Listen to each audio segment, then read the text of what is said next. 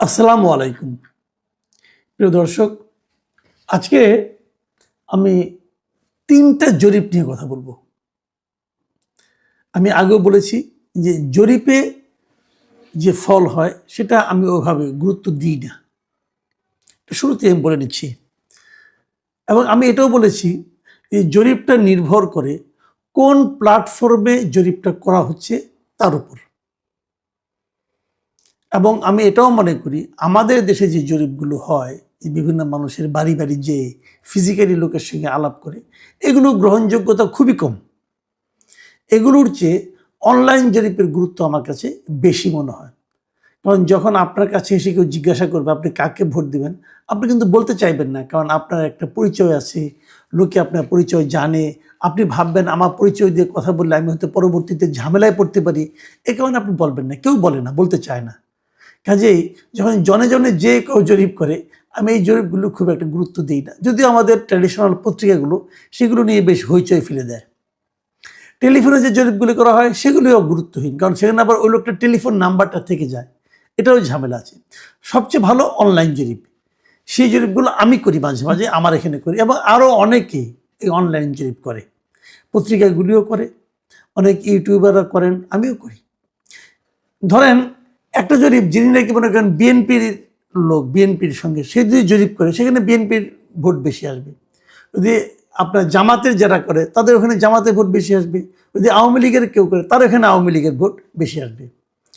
তো আমার এখানে জরিপগুলো যে খুব একটা অ্যাকুরেট হয় সেটা কিন্তু আমি মনে করি না। কেন মনে করি না সেটাও বলি। আমার এখানে ইদানিং আমার কেন যেন মনে হয়, অনেকে বলেও বটে যে আওয়ামী লীগের লোকজন একটু ভিড় আমার এখানে বেশি করে, কিন্তু এটা কিন্তু তার মানে কিন্তু এই নয় যে আমি নিজে আওয়ামী লীগ করি। আমি আবারও বলছি, যারা আমার এখানে ভিড় করেন যে আওয়ামী লীগের বন্ধুরা, তাদেরকেও বলি ভাই আমি কিন্তু আওয়ামী লীগ করি না। এবং আমার ধারণা ওনারাও এটা জানেন যে আমি আওয়ামী লীগ করি না, আমি কোনো দলই করি না। এটা হলো রিয়েলিটি। আমি সব দলেরই সমালোচনা করি, সব দলেরই প্রশংসা করি, ভালো পেলে প্রশংসা, মন্দ পেলে সমালোচনা। এটা কোন দল কে নেতা আমি ওদিকে তাকাই না। যাও, এত বড় ভূমিকার দরকার নেই। আমি মূল পয়েন্টে আসে, আমার মনে হয় এই জরিপটা আপনাদেরকে একটু আগ্রহী করে তুলবে, যে জিনিসটা আমি বলতে চাচ্ছি।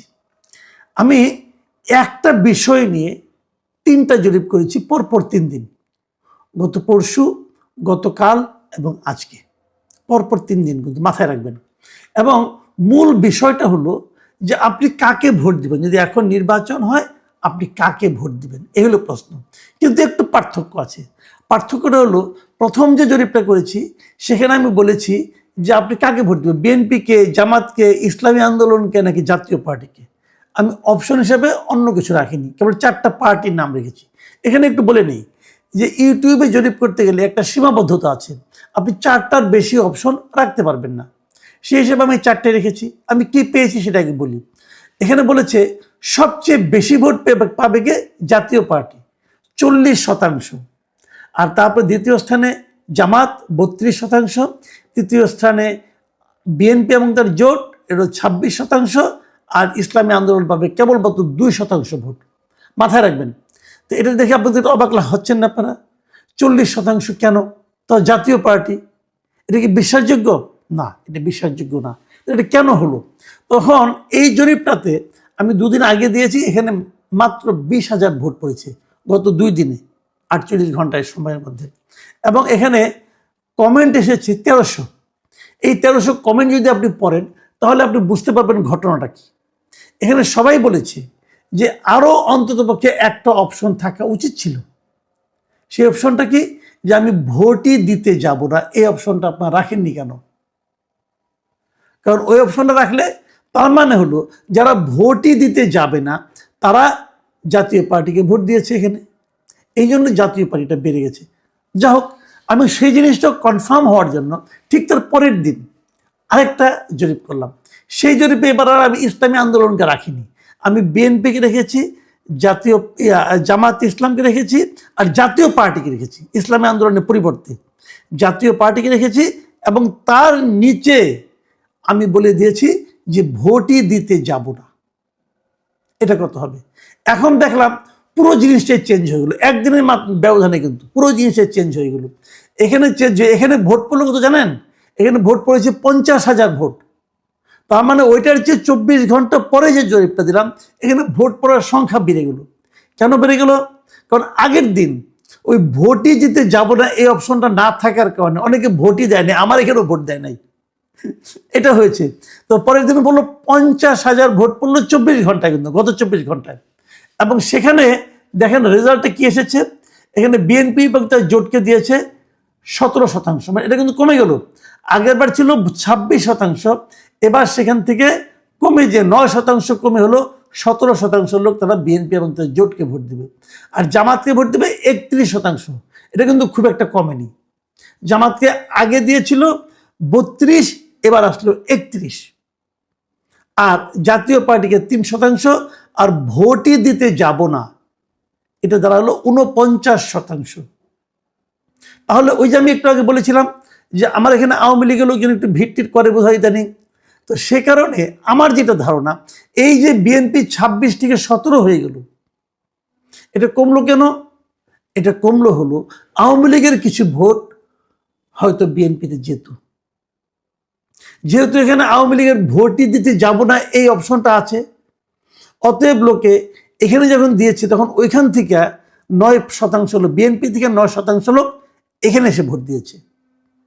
তার মানে আমরা যারা ভাবছিলাম যে আওয়ামী ভোটগুলো বিএনপি জাতীয় পার্টিতে জামাত ইসলামে যাবে, আমরা যারা ভেবেছিলাম যে আওয়ামী ভোটগুলো জামাতে যাওয়ার একটা সম্ভাবনা আছে, আমার এই জরিপ বলছে সেই সম্ভাবনা আসলে নেই, বরং সেটা বিএনপিতেই একটু বেশি যাবে। আর জামাতের কমেছে মাত্র 1%। কারণটা হলো জামাতের ওই 1% লোক জামাত নয়, কিন্তু জামাতকে ভোট দিত। জামাতের ভোটটা কিন্তু একটা স্ট্যাটিক অবস্থায় আছে। আচ্ছা, আর জাতীয় পার্টিতে ভোট কত? অনলি 3%। আগের বার ছিল 40%, সেখান থেকে কমে হলো 3%। মানেটা কি? মানে জাতীয় পার্টির নিজস্ব কোনো ভোট নাই।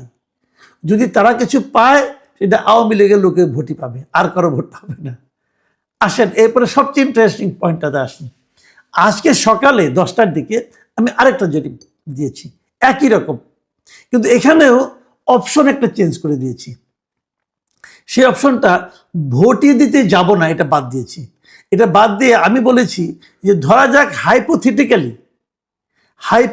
আপনি ধরেন এবার যদি আওয়ামী লীগ ইলেকশন করতে পারত, কথার কথা আমার প্রশ্নটা এরকম ছিল, যদি আওয়ামী লীগ এখন নির্বাচনে থাকতো তাহলে আপনি কাকে ভোট দিতেন?